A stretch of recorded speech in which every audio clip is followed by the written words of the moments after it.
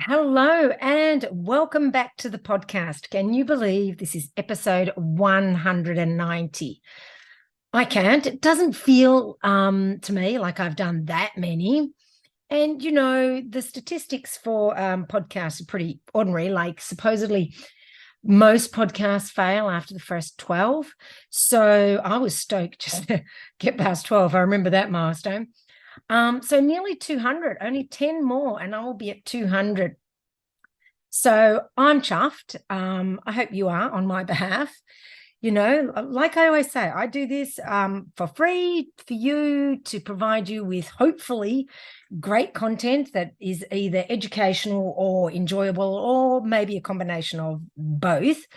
But either way, I'm wanting to share information with you, and I love doing it. It's awesome fun. I've met so many amazing athletes and interesting people who know so much about running that it's been just an absolute blast, a great journey, and I hope it continues for another 200.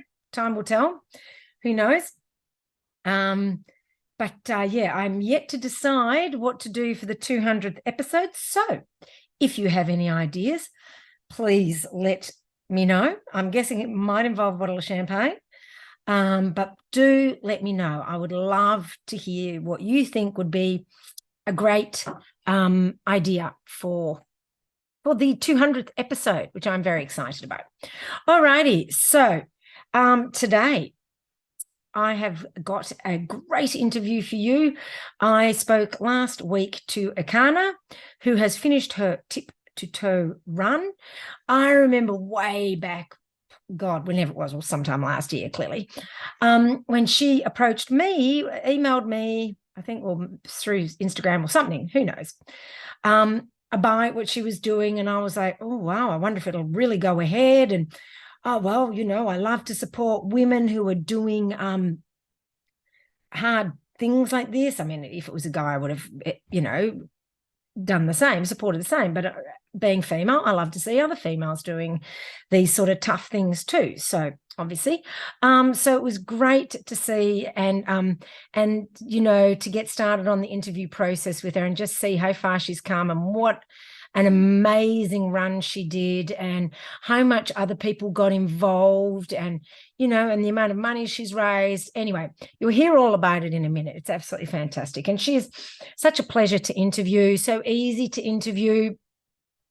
It's great to interview people who just can talk as well, because I can waffle and talk, as you've probably heard, but it's good to have someone else to pick up the slack and give me a chance to rest my voice.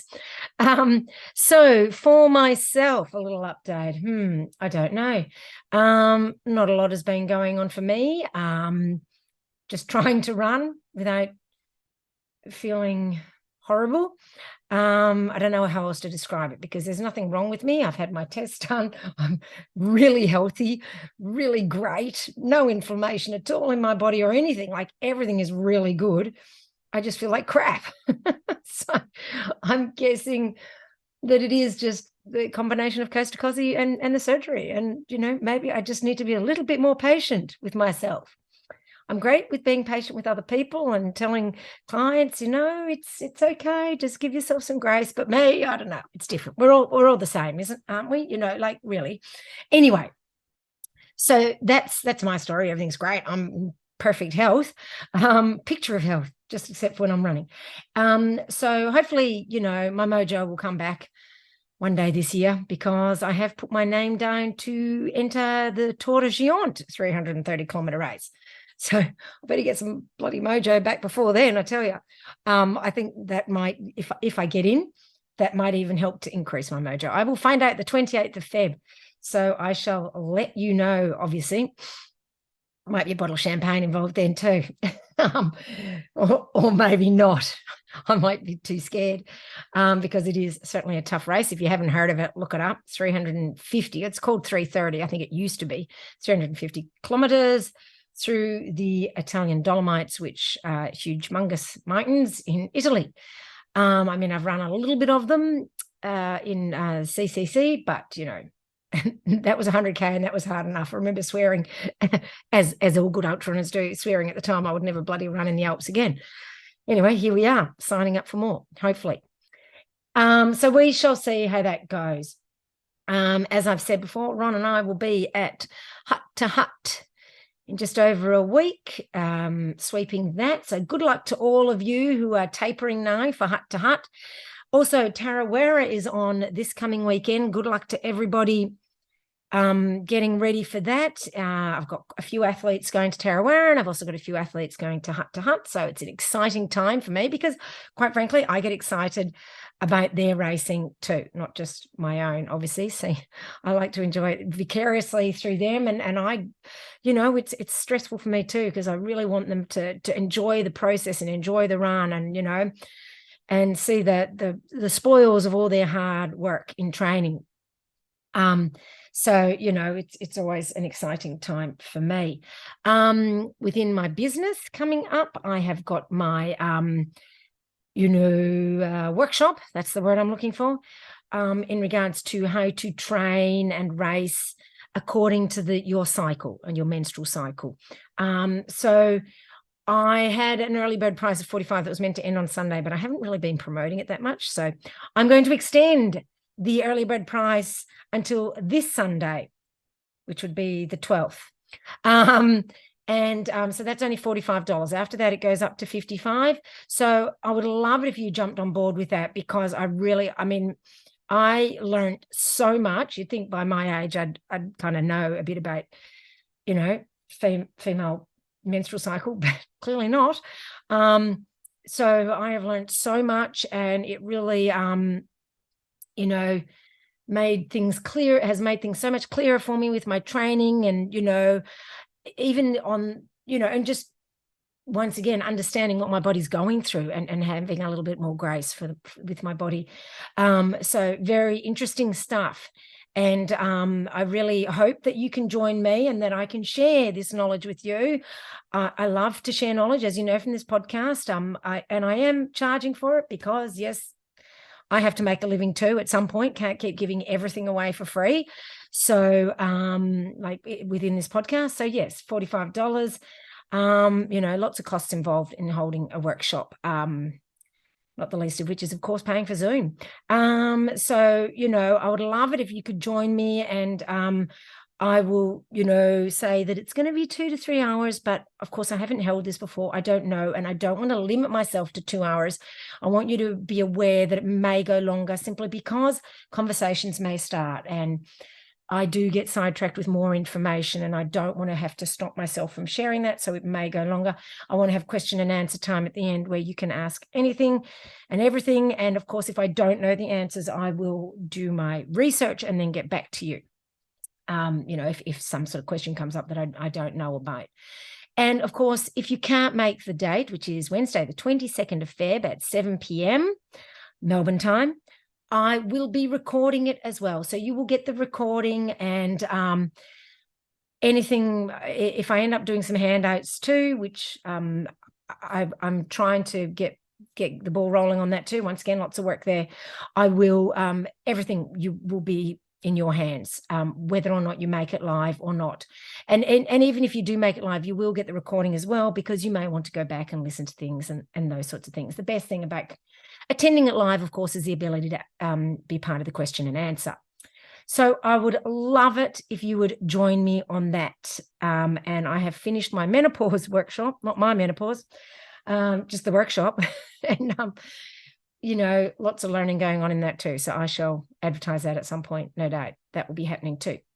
So anyway, hope to see lots of you ladies with me on the Mastering Your Menstrual Cycle webinar, workshop, I don't know, thing. So yes, in saying that, now we are talking to, or I will be talking to an amazing woman, Erchana, and I really, really hope you enjoy this episode. And if you do, share it with a friend, copy the link and message it to them. Put a picture of you listening to it on socials and tag the episode, tag me. And if you're feeling particularly motivated and kind, please write me a review. That's kind of keeps me motivated for maybe another 200 episodes. Anyway, enough of my waffle. As I said, I could waffle for hours, like clearly. Um, Thank you so much for joining me once again. And I really, really hope you love listening to Erchana and her amazing accomplishments. Till next time, enjoy your running more than me at the moment, which wouldn't be too hard. So chat with you soon. Bye.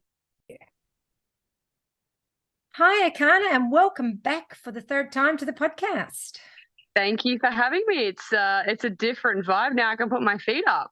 You can. Oh my goodness. And so it's all, I mean, it's all over basically, and you've achieved your goal of running from tip to toe. So right in this moment, and you were just saying it's 3 weeks been, which has gone like that to me. How are you feeling? I'm exhausted, if I'm going to be honest with you. And strangely, I didn't know how to experience, like what to experience. And when I was running, I had a lot of fatigue, but it was very obvious what the fatigue was. It was definitely in my muscles, and I was Yeah. tired, but it was just a very obvious running fatigue. And then I stopped, and I had this amazing high from finishing a goal. And there was so much hype around the finish line with all my family flying into town, and just media, which was a response I was looking for, to Yeah. try and raise awareness for my cause, etc. All that meant the next kind of 3 or 4 days were an absolute whirlwind. And I felt great. I felt just as I'd been out there on tip to toe. And then I think it was the Thursday after, I drove my family to the airport, came home, the phone just kind of calmed down for an hour or two, and I fell straight asleep. And I've actually been getting surprisingly more and more tired as days go by. And I haven't made it through a day without napping in since that day. And I'm surprised now because it's not a physical fatigue, it's just a brain fog, like a very kind of sleepy, I could just close my eyes and fall asleep feeling. So I I think don't know how long it'll last. Sorry. I think the human body is amazing. Like it just keeps you going because it knows you've got to keep going, you've got to keep going, you've got to keep going. And it just does that. And then as soon as you stop, that's when it allows you to be tired, I guess. It's exactly what's happened. And Mm. it's a really different feeling to what I was feeling on the road. And it's kind of frustrating because I expected this, but I Yeah. thought it would improve. And it's just as, it's still here 3 weeks later. And I'm still sick and tired of saying that I'm feeling tired. No, no, it's perfectly normal. And I've heard of people doing, these long multi-day things like you have, saying it can take months, not to be Debbie Downer here, but it can take months to feel perfectly normal again. Yeah, and I'm expecting this. And my whole training philosophy going forwards is I want to layer a lot of speed just on what Yeah. I've built. So that engine's not going away. If it takes Yeah. months to recover, it's still going to be there. So yeah, I'm just going to cut my runs down to under 10 Ks and try and just keep them short and sharp. And to be honest, not even start that until my body feels up to it. So I'm definitely respecting the process. So have you run yet? I have, yeah. I took my sister for a run today. We got 1,600 meters and she was cooked. Sounds perfect. How I were was you stoked. feeling? I was all right. I went for a few more Ks. It was almost not enough for me to justify calling it a run, but she did Yeah, I well. know what you mean. And does it feel weird not to be waking up every day and running? Yeah, it does. It feels really unusual. I'm kind of almost like in a weird headspace in a way because I've lost my sole purpose of the day, which was Yeah. this adventure. And yeah, I thought I would be relieved, but I definitely don't. I don't feel relieved. I'm almost sad. I'm almost like, oh, it was such an adventure, and the people I met every day, and the places that I saw, and yeah, and I need to readjust my entire kind of goals because I put 100% into tip to toe. Mm. I quit my job for it. I had never looked past it. So Yeah. yeah, it's a strange readjustment period, that's for sure. Yeah, I can imagine. I can imagine. I was going to ask what you're going to do, but from what we sort of chatted briefly earlier, I guess you're going to be working on the film now. Yes, yes, yes. So, I mean, that's not my priority. It's my partner's here. I don't have any skills in filmmaking, so I'll be a burden. But so together, though, we will be working on, yeah, getting this film out for hopefully a 2023 screening. Personally, I'm going to be just focusing on my body, getting it back to some sort of kind of healthy, strong back where I was prior to tip to toe. And yeah, have a think about what's next. I've got a few opportunities that have come my way. I'm just trying to work out, long term what I would like to do and also what my next adventure will be in the future. So Oh, that's exciting. We'll talk about that in a little bit. So like as you've adapted to finishing, like are you eating more? What's happening with all that? I'm sleeping a lot more, Yeah. heaps more, like 10 hours a night and then 1 to 2 naps a day. I fall asleep Wow. if I'm just sitting down. I fall asleep in the car. Yeah, there's things that are just taboo because I fall asleep. I'm eating, I lost my appetite for a while. Not when I say I lost my appetite, I was eating a normal amount of food. I Yeah. just wasn't eating an exorbitant amount of food. And it's actually coming back. I'm starting to get more and more hungry as time goes by. I lost 4 kilos after, Wow. so I did the whole kind of post-run analysis. Yeah. I lost 4 kilos since day one, and I got my bloods back just this week, and everything was perfectly normal except my protein count was low, um, You which would I'm kind of okay. expect that. You Yeah, I did expect that. And also, I went for predominantly, I'd say 98% plant-based because of my partner. And so I was also adjusting to, more load and slightly different diet to what would be normal for me. yeah. Um, it wasn't terribly low and it's probably already back to normal, but it was just interesting that of all the things, that's what was depleted. Yeah, yeah, that is interesting. Yeah. Mm. And so so talk us through exactly what you achieved with this. So how many, days in total, how many kilometers? I mean, we know the basics, just let people know who may be only hearing about this for the first time exactly what was involved. Yeah, of course. So on August 20th of last year, I left Cape York and ran a marathon every single day for 150 days to Melbourne. Yeah, no rest days. I broke the Guinness World Record for most consecutive marathons run by a female on December 4th of last year. I was in Newcastle, and that was my 107th marathon. I submitted that all today, finally, to Oh, how Guinness. So exciting. oh man, that process was longer than the freaking marathons. It was like this specific GPS file for every run, like Oh, that you had to wow. then download an app to, oh man, and then like you had to do video evidence. I had to get all the witness statements. Like I'd been Oh, collating it, but just like filling in all the gaps of stuff that I knew I couldn't get till afterwards. Oh, it took 2 weeks. holy moly. But it'll But be anyway, worth it. oh, totally be worth it. And I like that it was diligent because it just kind of helps validate the actual, Yeah. record. I think if it Yeah. was too easy to get, you'd get people kind of causing a muck. But so I've been doing that. And then I continued running to Melbourne. I finished on January the 16th. I did 150 consecutive marathons. My goal was to raise $62,000 for my partner charity, the Wilderness Society, but in the end, we raised 131,000 as of this afternoon. Fantastic. That is awesome. And are you still taking donations? Absolutely. Yep. So I've got some side fundraisers going on at the same time. We're taking donations through socials and website, Tip to Toe 2022. I will close it soon just because it Yeah. feels like one of those things that's still open. But Yeah. not to say people can't directly donate to the partner charity. That's 100% fine and obviously welcomed. And it all goes towards protecting nature with an Australian focus.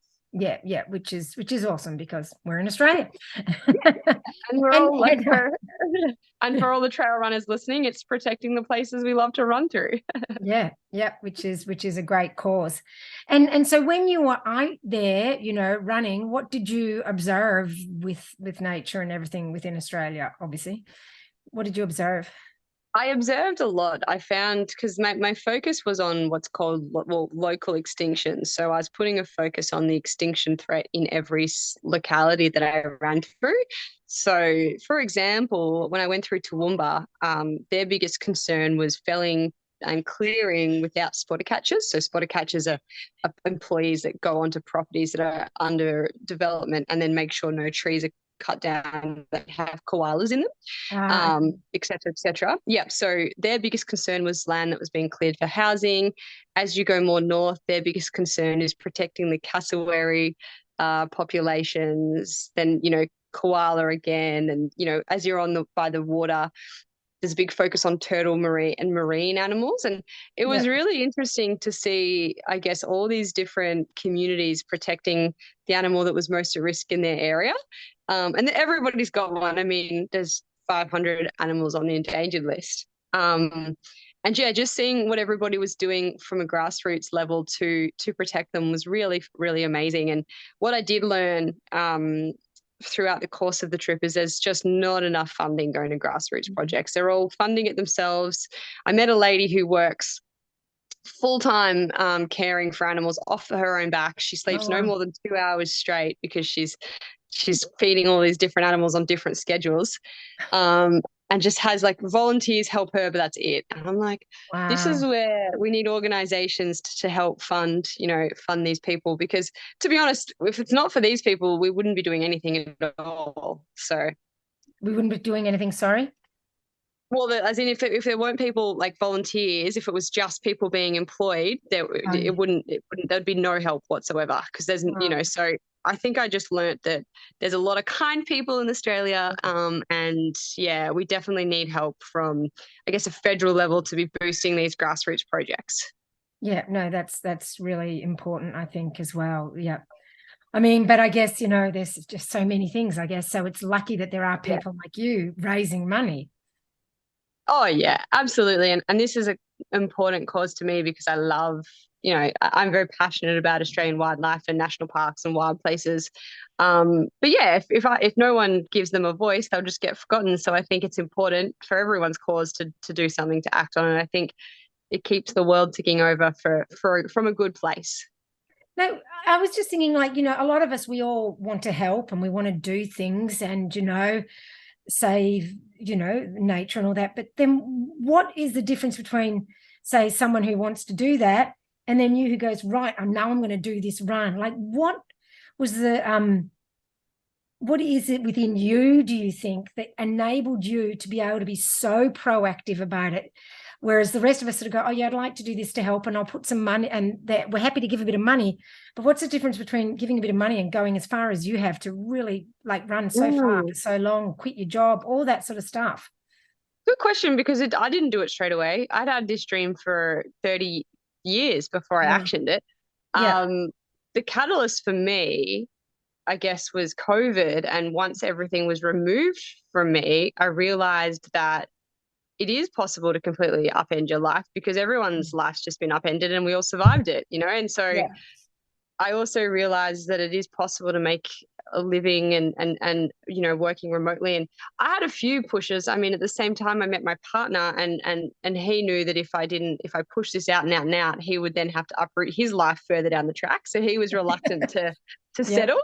So he was also like, well, if we're going to do it, can we do it sooner? Before you know, all this happens. So I had a few boxes that just all aligned. It was almost like an alignment for me. But it's definitely a lesson that I've learned going forwards, that if there is something that I want to do, to just go and freaking do it. Yeah, I mean, I'm 100% for that. I'm not a big one for talking about things. I think you should just go out and do it, because there's never a right time. And if you wait for the right time, you'll be waiting forever. So you just have to not make the time rather than wait for the right time. Would you agree? Oh, absolutely. And it's like, if I'm 32, let's say I chose to have children, that's another 10 years gone. Not to Yeah. say I probably could do it with children, It's but not as easy. it's Yeah. not as easy. No. I've got three nieces and nephews here with me now, and it's time consuming. Yeah, it is.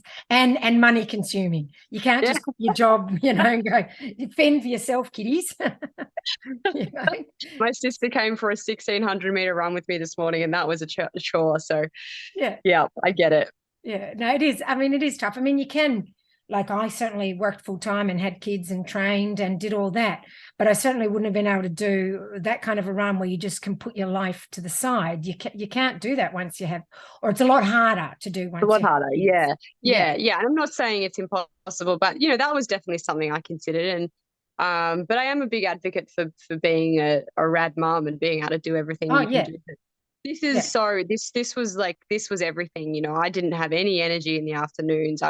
I was gone 5 hours a day. So Yeah, it's just a really big undertaking, and it'd be interesting. I don't think I would do something of this size again, but I definitely do have a bug for adventure. And I think the coolest thing since finishing is between you and I reckon I've had 10 to 15 messages of people that are doing similar things, Ah, um, that have all asked me for advice, whether that's I won't say what they are no. because you probably see them released on social media, but they're long runs, they're, going the entire perimeter of a state, they're big walks, they're like country length adventures, and they're like literally in the last 2 weeks. So, and I know Wow, I'm so not. there's a lot of people doing some awesome things out there. There's a lot. And I know I'm not the solo inspiration. I know obviously Ned did a very inspiring run as Mm, well, and Sean Bell, and there's a lady in America who's currently on like day that's right. 83 of an ultra streak.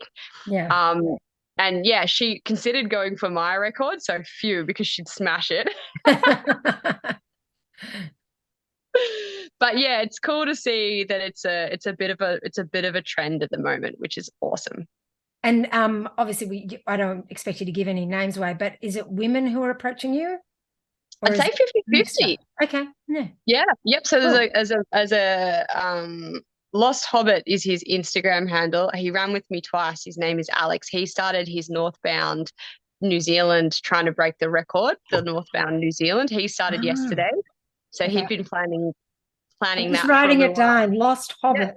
I Lost like Hobbit that. Run, I think it is. But he's cool because he came running with me and picked my brain during my run, which was awesome. But he's doing Yeah. it for conservation as well. So we had a Oh, lot in awesome. common. Yeah, yeah. Um, yeah, and people are, and I'm obviously more than happy to help. But everyone's experience is different because your terrain that you'll be crossing through Yes. will be different, and that your part in the charity is a big cause. Well, it's a big factor because your sponsor opportunities will change depending on your cause, and they're very unique, but it's cool. We're gonna have some fun things to watch going forwards. That is. And to know also that you're helping other people. So although you've raised money for your charity, through helping these people, Mm. you're helping their charities. And it's kind of, symbiotic, I guess, in a way.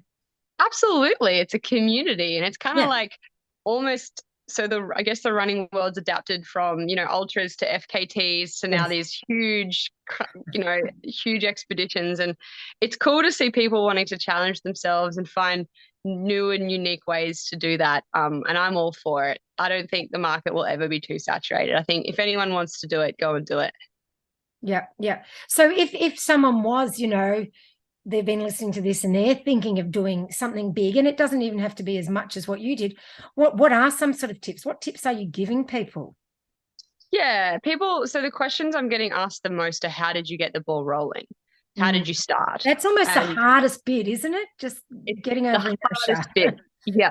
And I have a really clear answer for this because I remember what I did to start. And I essentially needed one key thing, and that was my camper trailer. I'm not saying that's what Yeah. other people would need, but you need to find the one thing that you either can't afford or like that's financially stopping you going, or that will be the biggest benefit. And once I had a home that could get to the Cape, I was pretty much covered. I did have savings. So I put it out into the world to try and get a sponsored camper, and it was touch and go for a while.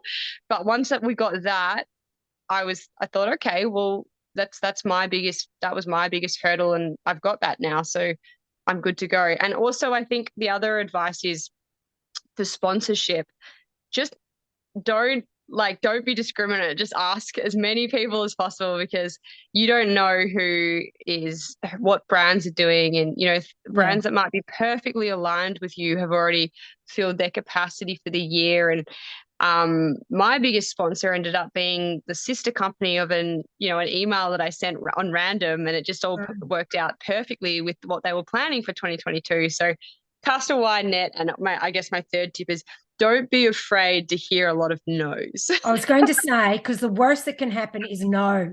But if you don't ask, that's same as a no anyway. Absolutely, absolutely. And I guess I've got more advice now that we're here. Yeah, is, yeah, is give it. is choose the support crew wisely because my Mm. biggest lesson out there was And it depends on your personality as well. I'm a very much a people pleaser. So almost having people in camp camping with me took too much from my energy reserves because I was always trying to make sure everyone else was okay. Yeah. If this isn't who you are as a person, that's fine. It might not play. You might prefer to have more people around, but yeah, work out who you are as a person. And it's almost the same question as who would you travel with? Yeah. Because you're going to be in close confined spaces, or who would you roommate with? And if the answer is yes, they probably be okay. If it's no, you might want to reconsider support, because it has to be genuine support. It can't take. Yeah. So I guess what you're saying is you've got to have those people that you can be the genuine you with, Yeah. and not have to, act, not that you would act, but we all act a little different around different people, and that Yeah. can be exhausting. And if you don't have the energy to do it, you might come across not as well as you would like, perhaps. Absolutely, absolutely. And if you can't sit in silence with someone, like Yeah. there's people in my life I can't, I always feel like I need to be a bit bigger than who I am. It's not going to work if you're wearing yourself Yeah. out. So, yeah, I mean, yeah, that's just my personal experience, but I think it shapes the trip quite, quite more than I expected it to. Yeah. Yeah. And so, in saying that, who was your crew again? Well, Your I kept mine deliberately small because Yeah. I didn't want to have too many people at camp. So it was mostly my partner and I, Yeah. um, who definitely saw a lot of Mopi Erchana. And I had my parents for the first 6 weeks. Again, someone that who I'm Yeah. very comfortable to be. And this is probably something I need to work on, is just like me being okay to be a bit more down around, friends and family, but it's just Yeah. something that I noticed. And then I had two girlfriends come stay with me for a week at a time, and that was perfect because there was short periods of time, but there were also people who I'd known for a very long time and trusted. And yeah, so it kind of changed. But the good thing is I did have a lot of people just come and run with me, and then Yes. um, yeah, just come for just the run, which was incredible because that was my favorite bit, is running with big crowds, groups, people from all walks of life. Yeah, and then just going and crawling back to camp and sleeping afterwards. Well, I was actually speaking to Julie as a party who ran with you when you were here in Melbourne. And she was like, oh Cool. my God, Akana is running so fast, considering she's done like so many marathons. She was going, she was hoping that by that stage you'd be a bit slower. Do you know, though, this is the annoying thing, is they actually all got fast in Victoria because every friend of mine is an actual runner, came and just pulled me along. My coach in Mansfield, he goes, I remember I turned to him and I asked him 7 times, mate, we need to slow down. We're going sub 5 minute pace. He Yeah. looks at me and goes, I don't know how to run that slow. Oh no. Not helpful. No, not helpful. But I mean, you say that they pulled you along, but you obviously still had the capacity to run at that pace. Yeah, I did. And that was the surprising thing, is like my Mm. body actually adapted. And this is the thing, like I could do it. I could run fast and I felt great until exactly 42.2. And then my afternoons, I was a mess. So I had to also somehow protect my day, because I Yeah. then have to set up camp. And yeah, if I'm useless for the rest of the day, I also, if I would run a fast marathon, I would love it and I would finish, and then I would feel how I felt, and it would almost give me anxiety for the next day. So my Yes. sometimes slowing down the pace wasn't for the run itself, it was for my mental health going into the next kind of Yeah. day after day after day. Because I remember thinking on fast ones, oh, I don't know if this is sustainable for 16 more, or I don't know Yeah. if it's sustainable, it's fine now. So slowing down and always feeling like I was within myself gave me the confidence to know I would make it to the very end. So what was your fastest and what was your slowest? 3:30 was my fastest, and like 5:30 was my slowest. I got lost and had to do this hike through sand for hours. Um, Oh yeah, no. that that was a one-off though. Yeah, yeah. But just a normal slowest then? What was sort of your normal of My slowest? Just my average pace for the whole thing was 5:59 k pace, so that would have been wow. 4 hours 12. 4 hours 12 was average. But with that, I was walking as I was taking on food Yeah, and fluids, so I would always walk some kilometers of every marathon yeah. to take on food. So it did slow the average down, yeah, a little bit. And did you get any niggles or anything like that, or was your body pretty robust? It well, since we last, I got all the injuries at the start, which we would have Yeah, talked about when we, that's yeah. But right. since Yeah. then, no, so for anyone, yeah, that's new to this, I got three injuries in my first month. One in my calf, one in my like an overuse injury in my shin, and one in my quad. But I got some emergency physio, and that definitely eased them. And surprisingly, no. I mean, the only thing that was detrimental is I got quite swollen feet. I had to get Of a different course. shoe size. Yeah. Yeah. And And I would cover, yeah. I was going to say what I think happens is your body, you almost run yourself through the injuries and into a stronger body, would you Yeah. say? Yeah. Well, yeah. As I said, I was getting faster as we got towards Melbourne. Um, Yeah. yeah, even on the last day, I had to slow everyone down because you weren't allowed to cross the finish line before 6 because that's when all the media was there. And I think we were like, no joke, 25 minutes ahead of schedule. So I had to do these like Wow. 5 minute breaks every 3Ks to slow the marathon down. But that's different. That was all adrenaline. But Yes, of no, course. yeah, I think it's amazing what your body can do if you let it. Yeah, yeah. No, I'm always amazed by the human body. I think it's absolutely brilliant. And so you say your feet swole. How many did you go up? One size, two sizes? What did you go up? But yeah, about half a size to a size. Yes. So yeah, I'm a 9. I was running in 9.5s.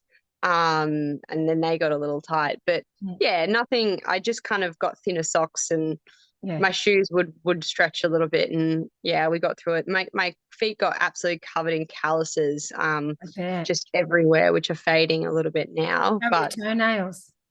I lost half of one. That's pretty good. That's pretty good, but it still might come. Like, Oh dear. you Hope never not. know. Yeah. Yeah, well, I've got one. My right big toe is lost half of it, so we might lose all of that one, but we'll see. So I'm guessing they're pretty attractive feet at the moment. Oh, it's so gross. Typical runner feet. Yeah, And so how many pairs of shoes did you go through for the whole thing? went through 10 pairs. 10. So Yep. about standard, and I think Hmm. now though that the ones like my 10th pair, they're pretty done. Yeah. Yeah, it's gonna need a new pair to start again. But I was happy with that. It's roughly to be expected. Yeah, yeah, no, that's definitely to be Mm. expected, I would say. And Mm. because you don't want to keep running in them when they're not supportive anymore, you know? Yeah, absolutely. And my biggest risk to this was injury. So it's Yeah, just avoiding injury was my key. So yeah. yeah, yeah. So what lessons did you learn from this run, either within yourself as just a person or your physical abilities or your running, or what did you, learn? I learned lots actually. I learned that there are, I mean, I probably already knew this, but there's beautiful running communities almost everywhere. Yeah. And that running is such a social, incredible sport that for anyone that runs, yeah, doesn't know if there is a community around them, there probably is. I learned a lot about myself again in terms of having too many people around me when I'm tired and what is actually, support versus or who I am in terms of my personality. Yeah. Um, and learning, I guess, in that same sense to set boundaries, particularly around yeah, and just to stay focused on the run. I had to learn a lot of focus Mm. to not sway from the cause or the message or the path. I learnt again I'm capable of more than I thought I was. um, and I was reminded about how big Australia is. Yes, it certainly is. Freaking huge. Did you ever find just seeing that road stretching in front of you was a little bit daunting? Oh, so many times. There was this time in Holbrook where it just never ended, and I was so angry. I was just in this slump, and I couldn't get myself out of it. And I was like, "This sucks." It was hot. There was a headwind. There was Oh, no enjoyable part of it. And yeah, that's the day I put it out on socials. I was like, "Everyone, this is where I'm running. If anyone wants to come and join me, I'd love that." And the next day I had people at the start with me. But yeah, there's some very unattractive, boring parts of Australia too. Oh yeah, absolutely. As beautiful as it is, let's be honest. Oh. And you know how you said you learned that, you need that alone time after the run, but during the run, you were okay being around people. You didn't need to be alone during the run. Yeah, I never really needed to. In fact, it's funny because I got nervous in the mornings knowing that it was a group run Yeah, because you're meeting new people and you don't know what the yeah, dynamic will be and the social kind of, you don't know anything. You don't know if it'll affect the pace or if it'll affect it. There's so many variables when it's no longer just you. But the second I got to the start line and everyone was smiling, I thought, this is awesome, and forgot about all of that and just had a blast. And it ended up being the best part of the trip was all the group runs. And for yeah. example, in Albury, they've got this group called Trails and Ales. Oh Shout yeah. out to them. And yeah, and they kind of turned it into an event, and they had 11 people cross the finish line with me for the like do the full marathon. We Wow. finished at a pub. There was like a big crowd there. There was a lady called Chloe who she's a trail, well, she's training to be a pretty good trail runner, and she'd never ran more than 20 Ks, got caught Oh, up in the hype and did the full 42. wow. Awesome. That's brilliant. And just like the support behind everyone, and being not the only one running a marathon is great because you're Yeah, not everyone's supporting each other. You don't feel like you don't feel special. You're like, oh, Jake's hurting as much as I'm hurting. Let's get, like, I'll get him through it if he gets me through it, and you feel like yeah. a bit of camaraderie. It was a good feeling. Oh, that's brilliant. Did anyone join you for more than one? Yeah, lots of people. Oh, Simone Brick, who runs for in the mountains for Oz, she came for 4 in a row. wow. She was awesome because we did a lot of mountain running, so my elevation went from flat to very high very quickly. Yeah. Um, I had a few people from Albury who loved it and came and did the Warburton Marathon with me as Oh, well. really? That's Yeah, that's nice. That's because and that's I a had a good drive. girlfriend do yeah, had a girlfriend do 5 on a bike with me though. She Ah, was okay. support on the bike, but yeah, there'd be a few, to be honest, that have done multiple. Yeah, it's Well, awesome. I certainly know the Melbourne runners were very excited to have you coming, into Melbourne and wanting to run with you, and everyone was really wanting to get out there and support you. So I know, as much as you're raising funds for an important cause, you've also been an inspiration for people just in running terms. Yeah, and that was absolutely my goal. And I think it's so funny how it all changes, but that's been, yeah. I mean, to be honest, it was always something I wanted to do. It's why I made the runs public. It's why I tried to Yeah, get, yeah, because it wasn't just me inspiring others; it was others inspiring me to explore new places. Like often when there was a community run, I'd put a start line, but people would send me Strava routes of trails that were their local trails, and yeah, to be honest, it was very rarely my plan. It was always someone from the community who'd plan it, and they'd always message ahead and say, "Hey, do you need any help? You should try, Mount Stromlo, or have you been yeah. here? Have you been here?" And that's kind of what made the trip for me. Yeah, oh, that's awesome. That's brilliant to hear. And I mean, that's what I always say. What I do love about running is not just the actual act of running, but the community. Oh, absolutely. And it was hands down the best bit. And I didn't know there was the people that were at the tan until I watched the footage afterwards because I was Right. so overwhelmed by just, my small group around me Yes. that I didn't end up looking behind. But I couldn't have wished for a better day. I mean, doing 4 laps of the tan, every lap we'd stop because we're running ahead of schedule, pick up more people. It was such a good opportunity for people to run, you know, 1K, 2Ks, Yeah. 1 lap, 4 laps, whatever they wanted. Some people did the full marathon, started at 1:30. So yeah, it was awesome. Yeah, no, it sounds like it was a brilliant journey. So do you have like one specific, I'm sure there were lots, one high point and then maybe one low point that you could share with us? The low point, there's 2 low points. The injury, the shin injury that I felt was so severe, it might have derailed, but we got through that.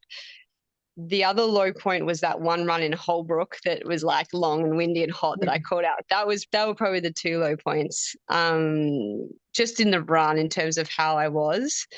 And what ended up happening with the shin then? So did Oh, the yep. So I was in the Daintree when yeah when it was, I had it for about 3 days, and I thought I could massage it out myself, but I just couldn't. yeah So I drove, well, I think my mum drove me from the Daintree to Port Douglas, and it was a Sunday, and we luckily got this amazing woman, a physio, to come down, and she gave me some pretty solid treatment, some pins. She taped it up. yeah I drove back to where I was, saw her 2 days later again, wow 84 Ks later. She did the same. It was such an intense treatment. I was like, oh, it was worse than the run. Um, yeah, did that twice and then gave me a referral for someone and just kind of maintained it. And yeah strangely, I don't know, it went away strangely. that's awesome. That is so Mhm, awesome. mhm. And isn't it good that, Um, once again, people just coming together to help you? Yeah, absolutely. She was awesome. And yeah, I guess for me the high points, there was probably two again. Yeah. One was the run from Warburton to Lilydale because that Yeah. was my hometown run. That's the trail that I grew up running it every Sunday, did my sessions on that trail. So I remember I rocked up to the start line and it was going to be a 38-degree day. So I was expecting no one there. And my entire old, I shouldn't say old, they're not old, but I just went back in the day. We played soccer. My entire team were there, and they're Oh, all their cool. kids because it had been 10 years. So they all had these little kids on the backs of the bikes, and they all rode the entire thing with me. And there would have been a huge group, half bikes, half runners, through my hometown, which was beyond special.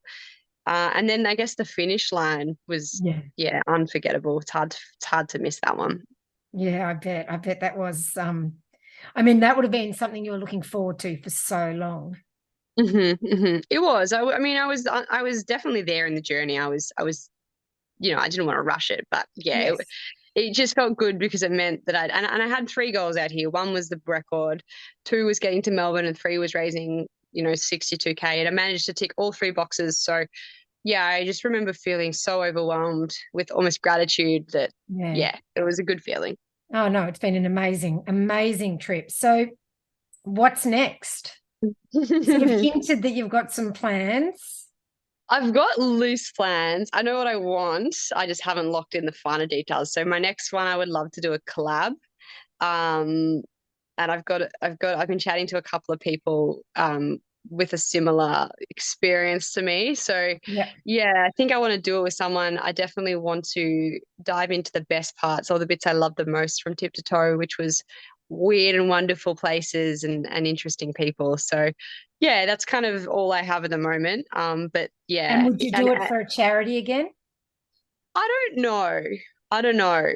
If I was to do it again to raise money, I would do it directly for people like grassroots. Like, Yeah. not to say I love what the Wilderness Society do, but I would love to directly give to people I know that are working their asses off. Yeah. Yeah. Yeah. No, Mm. that's fair enough. All right. Well, geez, is there anything I might have missed that you wanted to share with the listeners? No, I don't think so. No, it's all very exciting. It's very low key now. I'm just, yeah, sleeping and resting and It must just yeah. seem weird to not be running. I'm so like I've entered all these marathons this year because I'm like, oh, I'm so Ah, excited to race, but just like too soon. My yeah. head's going faster than my body. It's So, frustrating. so which marathons have you entered? Just so if people are thinking about entering a marathon, they can go so they can catch up with you. Yeah, absolutely. So Gold Coast, and Valencia are the first kind Ah, of nice. big two, and then potentially Singapore, which is in May, but TBC, TBC. Okay. Yep. Yep. And so Gold Coast, that's normally quite a fast course. Are you looking for a fast time? Yeah, and Valencia too. So Yeah. I'm done with long slow. I want to go. I want to pick up the pace. Yeah. So this if I can. I don't know how my body will react, but my mind and my soul want to go fast. I Yeah. just need my body to come to the party. Well, you've definitely got the base. Yeah. So, And then they were saying Craig Mottram said, isn't it? Like it takes I'm going to stuff this quote up. Takes 10 yeah. years to build a base and 3 weeks to build speed or something. So And not I mean, I'm guessing probably not quite that, but it's correct in a way. Like the base is the thing that takes the longest. But without the mm, base, you can't build the speed. So, yeah. you know, And I'm sure it won't take you long at all to build the speed. So, you know. Yeah. So long as I just need the energy to feel like running it all. And once that Yes. comes back, I'll just, But yeah, you've ease got the into it. mental motivation to run. Oh, totally. Yeah. Totally. It's just my eyes are tired. You're just tired Burning every eyes and yeah. yeah, I've just got constant burning eyes. So I'm just like, Yeah. oh, I'll let that fade first. Yeah. That's smart. That's smart. So Mhm. yes. All right. Well, we will let you get some more rest in because you basically did just hop out of the car and start this, Yeah. didn't you, pretty much. Um, all right. Well, thank you so much. And thank you for being such an inspiration and for, you know, just doing such a tough run, but doing it with a smile on your face the whole way, which was inspiring as well. Oh, thank you. And thanks for the time. Yeah. I mean, to share the story from start to finish. It's been really fun to chat to you. Yeah, no, it has. And when you do your next challenge, whatever it is, I'd love to chat again. Oh, same. Well, maybe I'll join in for one of your ultras. What are you doing next? Oh God, I don't know. Yeah.